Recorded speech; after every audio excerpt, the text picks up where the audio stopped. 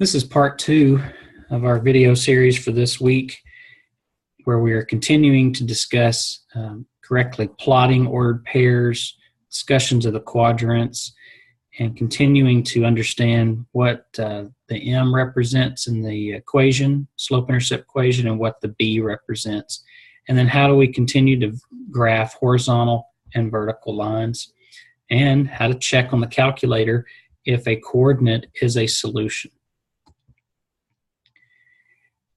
Another application in context, we could say, look at Home Depot, and many times they have things where you can rent. And so they have a truck that you could rent $50 down, which means $50 initial value, $50 up front, and they rent it for a day. So Y equals $99 or 99x plus 50 would represent the situation with the truck. Now 50, positive 50, would represent your y-intercept, and 99 would represent your rate or your slope. Carpet cleaner from Home Depot, they rent those as well, and that's $35 down at 30 a day. So you would be looking at 30x plus 35, 30 representing your slope, positive 35 representing your y-intercept or your B amount.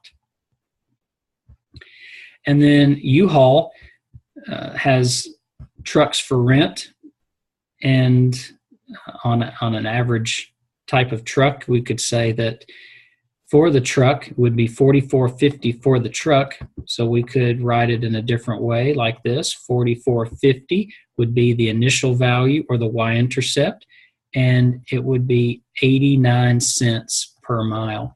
So really, I wrote the y equal mx plus b here and here, and on this one I actually wrote y equals b plus mx. Either way, it's still the same equation.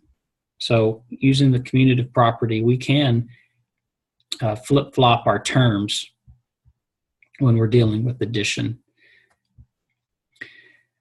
Again, Amazon has different prices for one-day shipping. It's $2.99 per item, and many times they have per weight how much it would be, $7.99, $2.99, and for each of those items. So it could be as easy as maybe a $5 fee for shipping, and it would be $2.99 per item that you want to ship, which could also be written as $2.99x plus 5. And then we could have a maybe as low as $7.99 for Saturday shipping, and that could be a $7.99 per value, and that could be, I could leave it like that, and I could write it like this. If there was an initial fee to pay, this would mean there would be no initial fee, but $7.99 per item. So different scenarios to look at that with Amazon. Sprint phones, I looked at a 64 gig, and if I wanted to look at a payment, just going on their website and choosing certain things, so 24-month installments would be $100 up front and $20.84 per month in order to pay off a certain iPhone with 64 gig. And so they have these choices on their website. It allows you to, you choose different gigs, and they give you different prices. And or you could go full price and $599.99, but notice there's no X because you're not paying monthly. That would be what we talked about earlier, is that would be a horizontal line up here at 600. So it's a vertical line, but it would be approximately y equals $600. So that would be a horizontal line. Here would be more of a sloping line at, I need to put my X involved there. So it would be more of a 100 as that initial fee today and $20.84 per month. Again, graphing, when we graph our coordinates, we go in this clockwise, counterclockwise manner, and starting in quadrant 1, and we move to quadrant 2. So we've got quadrant 1, quadrant 2, quadrant 3, quadrant 4, and notice the lines were moving in that direction. So the two axes, we've got our vertical axes, which would be our Y, and we've got our horizontal axes, which would be our X. So plural, both of them would be axes. And then we've got quadrant 1, quadrant 2, quadrant 3, quadrant 4. Quadrant 1 values are going to be both positive. X will be positive, Y will be positive. Quadrant 2, X will be negative, Y will be positive. Quadrant 3, X will be negative, Y will be negative. And quadrant 4, X will be positive, Y will be negative. So if you take order pair 3, 3, that's to the right and up, that's quadrant 1. Negative 3, 3, that's to the left and up, quadrant 2. Negative 3, that's to the left and down, quadrant 3. And then 3, negative 4 would be to the right and down, which would be quadrant 4. All of these have something in common. And they have a 0 in the place of X or Y, which makes these intercepts. And an intercept is not in a quadrant. So good thing to remember is when you see an X value and a Y of a 0, then we know we've got an X-intercept. When we see an X, the X value is 0 and there's a value for Y, then we have a Y-intercept. Again, we touched on arithmetic sequence last time, and then we moved to our Y slope-intercept form. And with these equations, we have our parent function that's in blue.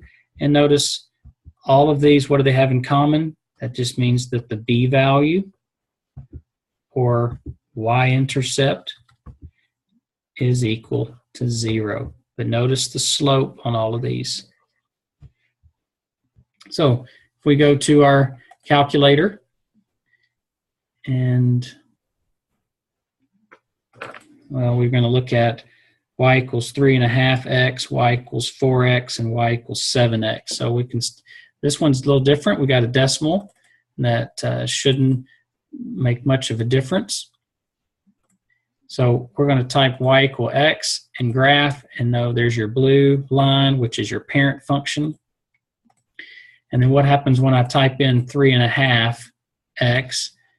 That number is still larger than 1, so we should see a steep line for our red line, still going through 0 because all of these had Y-intercept of 0.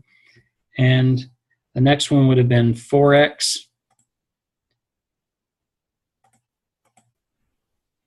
And I guess I typed over that one. So that'd be 3.5x, and then 4x, and then 7x. So notice that it's increasing. There's the parent, there's your 3.5x, there's your 4x, and then purple would be your 7x. So the higher think about your slope, the more positive, the higher the positive, steeper the line.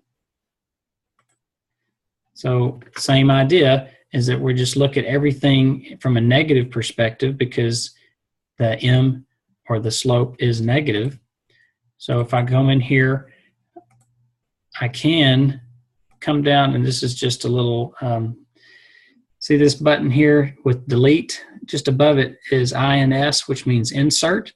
If I go to second delete, I can insert a negative, and instead of having to retype everything, second insert negative, and second insert negative. So that's going to draw the parent function first, and then there's your negative 3.5, and there's your negative 4, and there's your negative 7.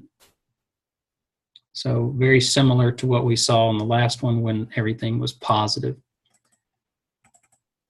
What do the equations have in common? Every one of them has a y-intercept of 0. All of the equations pass through 0, 0, or the origin.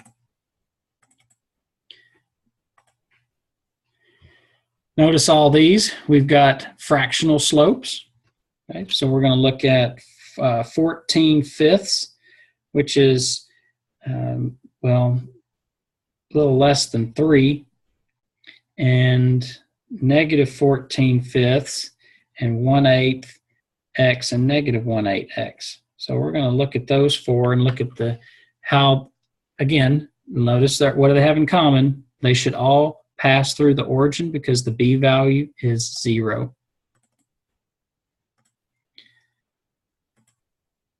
So I'm going to open parentheses and type in 14 divided by 5 and close it. And then negative 14 divided by 5x and close it. And 1 divided by 8,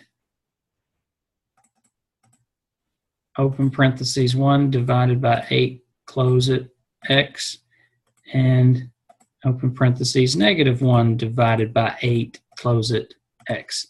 So it'll graph them in that order. This one will be positive, and then it'll be negative, and then the positive 1/8, and then the negative 1/8.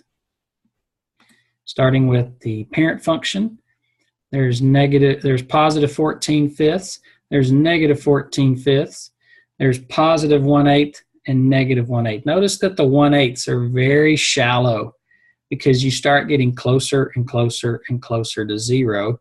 And as that slope gets closer and closer to 0,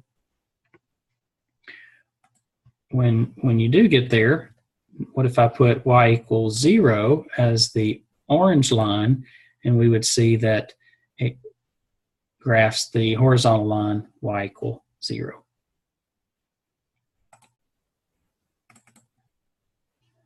So notice what a fractional slope will do. As the fraction is getting closer and closer to 0, you're getting flatter and flatter, less and less steep. Same for these values. We've got negative, this would be 24 tenths, negative 24 tenths, and these two will both be negative. These two we know will both be positive. And notice that the difference is that they don't have, what do they have in common? Well,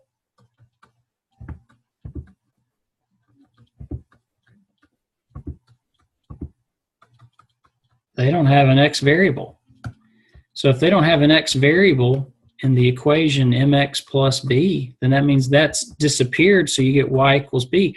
All four of these ought to be horizontal lines. And where they cross is what you would call the y-intercept. Okay. So let's look at negative 2. Y equals negative 2 4/10 and negative 14/9. Let's look at both of those.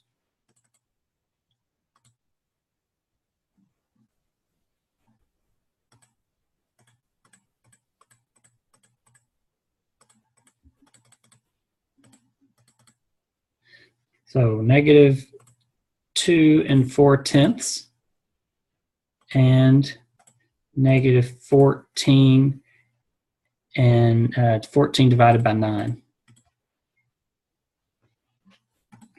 So it graphs the parent function, and then y equals negative 2 4/10, and then y equals negative 14/9. So negative 14/9 is actually a little bit larger than negative 2 4/10. Here's 0, and then we start getting more and more negative or smaller. Notice that they're both horizontal lines, and that's due to the fact that there was no x variable in the equation.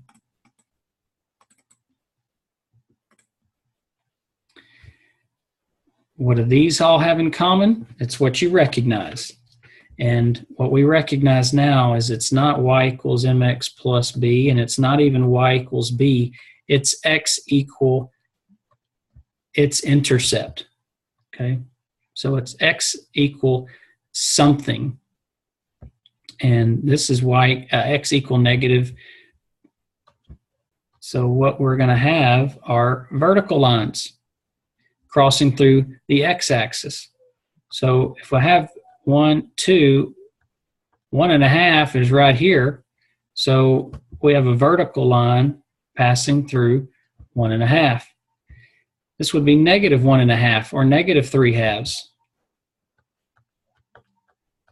So that would be passing through somewhere along this line. And then negative 3 3/4, which would be almost negative 4. So it would be somewhere right in here.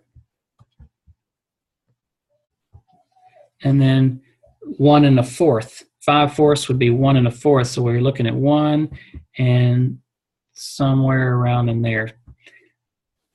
The point is that what you recognize is that there is no y equal, there's no slope. This is an undefined slope, and it's vertical. So what do these all have in common? They each are vertical lines, and the slope is undefined.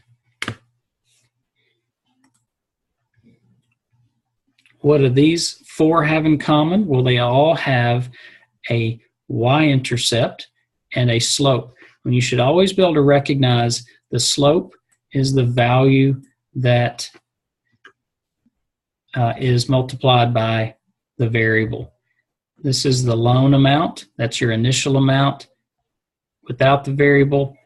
Here is your coefficient. So y equals negative 3 plus 4x. Well, the 4 is your slope, and the negative 3 would be your y-intercept.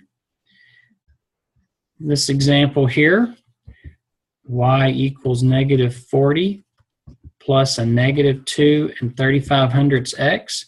Well, that negative 2 35/100, that's your rate or slope, and negative 40 would be your y-intercept. And both of these, actually all four of them, are written in this format, y equals b plus mx. I definitely wanted to look at some examples like that it's not, there's no reason to panic because it's not written in the y equals mx plus b. Commutative property allows me, if I want to reverse those terms, to write it as such. And then finally, we're using our graphing calculator. And so if we look at y equals 5 minus 6x, we're just looking for, is 3 negative 13 a solution? Is 1 1 a solution? And is 2.5 20 a solution? So that's what we're checking. And there's no need to substitute those in. I mean, it is as I said earlier, I don't care which way you do that. If you want to do that manually, you certainly can. I'm checking, is 3 negative 13 a solution? Well, negative 13 would go in the place of y, and that's in an equation format, so that would be negative 13 equals 5 minus 6 times 3. Well, negative 13 is equal to 5 minus 18, and negative 13 is equal to negative 13, check. That just means this is a solution. You can check 1, 1 quickly. That's 6 times 1 is 6. So 1 equals 5 minus 6. 1 equals negative 1. That is not a true statement. So that's telling me that this is not a solution. And then if I try negative 2.5, 20,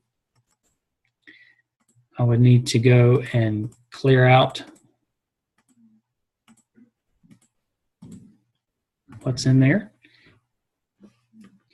and type in y equals 5 minus 6x and graph it. I know it's going to be a negative sloping line with a y-intercept of 5.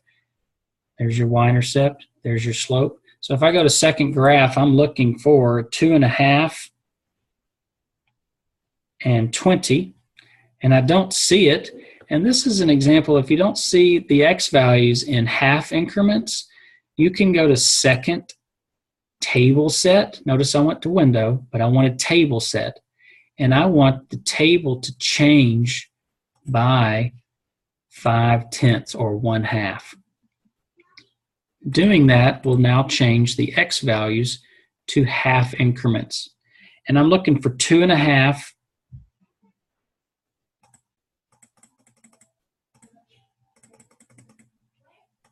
and then I'm looking for 20, but it's actually negative 10. So that means that this one is not a solution. Now we can continue with these. These are in a standard form.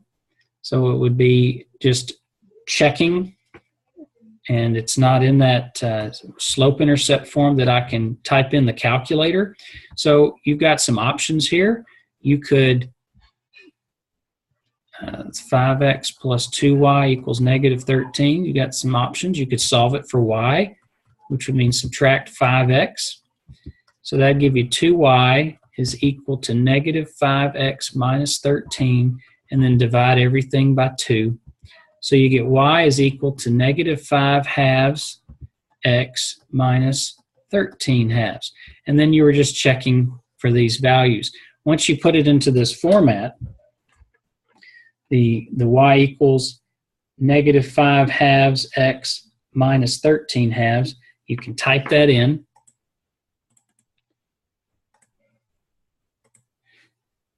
So negative 5 divided by 2, close it, x minus, open parentheses, 13 divided by 2.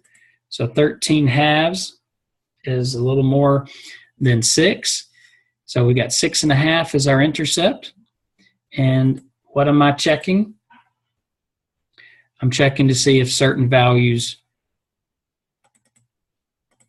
and what I'm checking is negative 3, 1, negative 5, 6, and negative 1.5, 2 3/4. So I see the negative 1.5, so I'm just going to leave my table set as increments of 1.5.